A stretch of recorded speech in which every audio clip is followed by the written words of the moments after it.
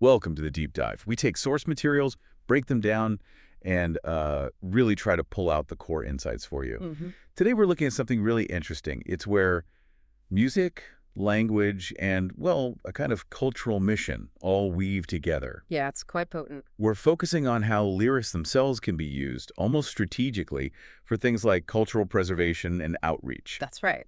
Our source today is Alison McLean's track, Harmony and Love specifically, excerpts from the lyrics. Okay.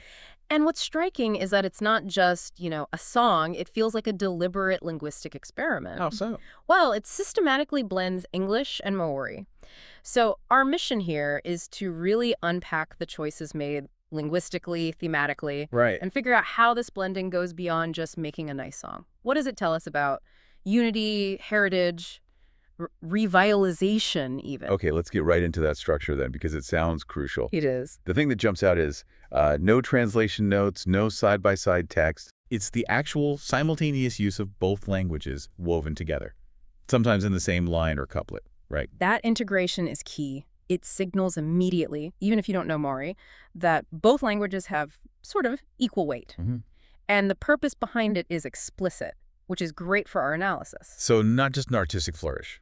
Definitely not. It's a method, a deliberate one, aimed at achieving, well, 3 specific cultural goals that seem pretty intertwined. And when you spell those out, it really shifts the perspective. This isn't just pop music. It's like strategic cultural work. So what are those goals? Okay, first, fundamentally, it's about celebrating heritage, Māori identity, history. Right. Celebrate. Second, and this is where it gets really active, it aims to revitalize the Māori language. Okay.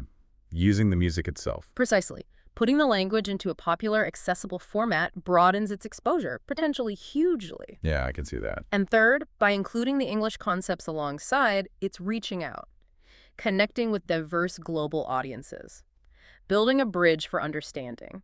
That revitalization point, that's fascinating. We usually think of, I don't know, schools or policy for that. But here, the music is a primary tool. Exactly. Think about the reach. Someone might never sign up for a Māori class. Sure. But they hear these phrases repeatedly in a song, maybe start humming them, associate them with these positive feelings, harmony, love. So the music is an emotional hook. Yeah, makes it resonant, often much more powerful, initially anyway, than sitting in a classroom. Does that raise a potential issue? Attention, maybe. How do you mean? Well, if the goal is revitalization, is there a risk that putting the language only in a catchy pop song context, I don't know, stops people taking it more seriously? Does prioritizing exposure maybe undercut deep learning?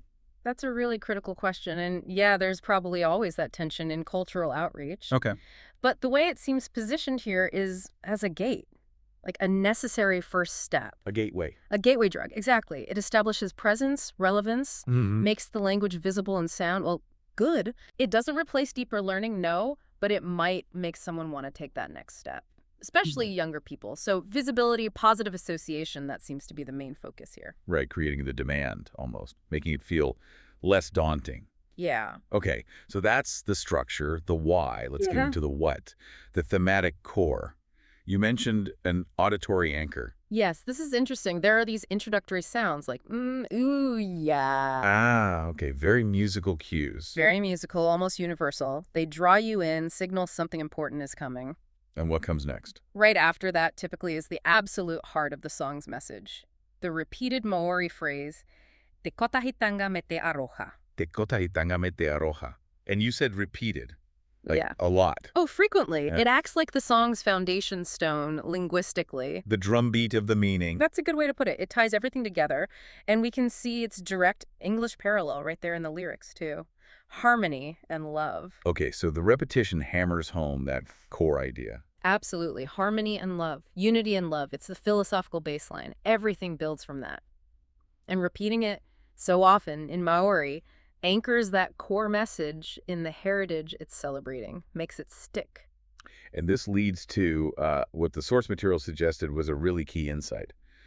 The sort of division of labor between the languages. Yes, exactly. The English lyrics step in with a very clear, direct call to action. Which is, Let us all come together in harmony and love. right, very direct. So if you look at how they work together, The English is doing one job, the Māori another. Okay. The English is the invitation. Let us all come together. It's the instruction, the action step, using the most global language for that widest possible reach. Okay, so English for the how-to, the immediate action. What about the Maori then? Te kotahitanga me te aroha.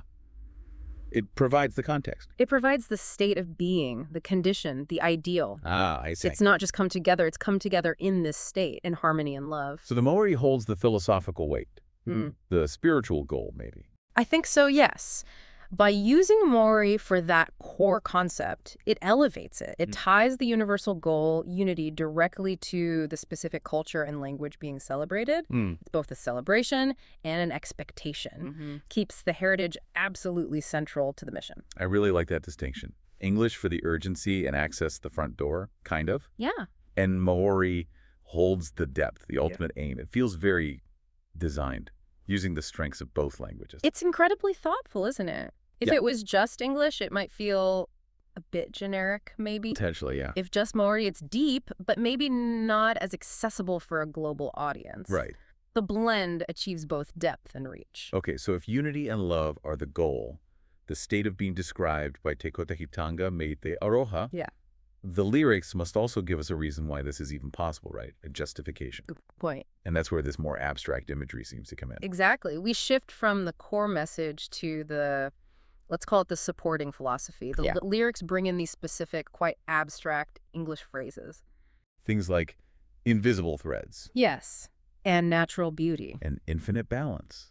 Beautiful phrases. They are. And they're not just decoration. They frame the theme. They position unity as part of a bigger natural order. How so? How do they connect back? Well, it's suggesting that striving for harmony and love, it's not like fighting against the tide. Okay. It's more like aligning ourselves with the truth that's already inherent in existence. Ah, so the invisible threads suggest we're already connected. Precisely. The connections are there. The natural beauty is all around us. The universe, at some fundamental level, has this infinite balance. So the goal is to tap into that, to align human efforts with that existing balance. That seems to be the implication, which makes the call for unity feel more grounded, more achievable. Why invisible threads, do you think? That image, threads, weaving.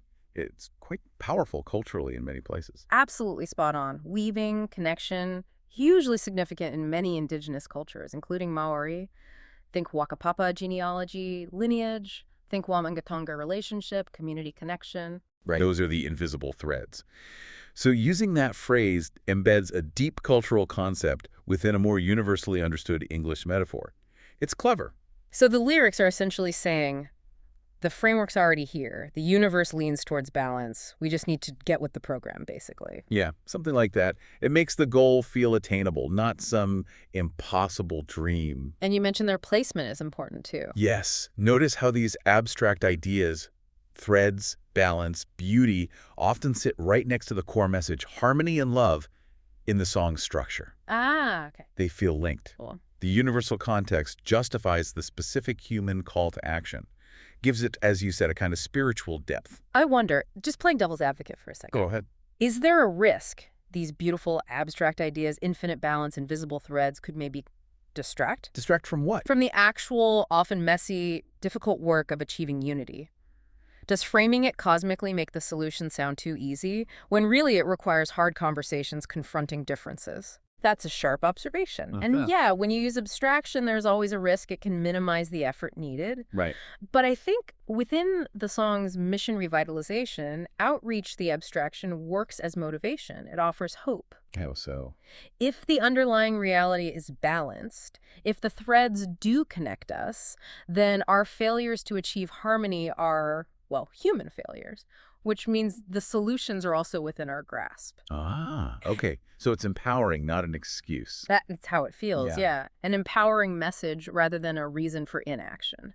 It's really quite layered when you break it down like that. We've seen this journey in the lyrics, starting from this sort of abstract cosmic stability, the threads, the balance, Right. moving to a very specific cultural mission language revitalization through exposure, and then grounding it all in that direct, repeated, universal appeal. Let us all come together. Te kotahitanga me te aroha. Exactly. And that journey really shows the cleverness of the blend. It's not just translation. It's doing multiple things at once. celebrating heritage, working on revitalization, and sending out that universal message. The music becomes this incredibly effective vehicle, using familiar ideas like harmony and balance as a bridge to introduce the Maori language and concepts to a wider world. So this deep dive really highlights how these lyrics by Alison McLean are more than just, well, nice words. They're strategic. They're designed. They're cultural instruments. We've unpacked that explicit purpose, heritage, revitalization, connection. And we've looked closely at that core message, te kotahitanga me te aroha, harmony and love, and how it's framed by this idea of inherent balance. Yeah, a really rich example. So we'll leave you with a final thought, building on that imagery. Okay. The song talks about using invisible threads to weave language and culture into unity.